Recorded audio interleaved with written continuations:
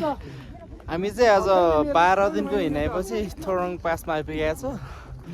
यो चाहिँ समुद्र सतहबाट 5416 मिटर उचाइमा रहेको छ। यो विश्वको हाई पास नै पर्छ यो पनि। आज चाहिँ हामी तर टी हाउसबाट चाहिँ 4:30 मा हिँडेको, यहाँ ठ्याक्कै 7:30 मा आइपुग्यो भनेको 3 घन्टामा माथि आइपुग्यो। हाम्रो गोर्खाको बारपाकको दिदीहरू हुनुहुन्छ, घले दिदीहरू धेरै strong.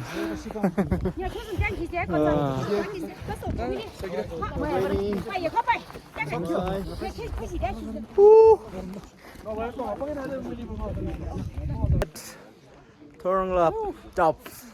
What a big Yeah. walk. One of the hardest walks I've done. Yeah, Crazy. We did it. that's good. हाम्रो यो 77 वर्षको बाजे गोर्खाको बाजे एकदम तगडा। यहाँ हेर्नु नि,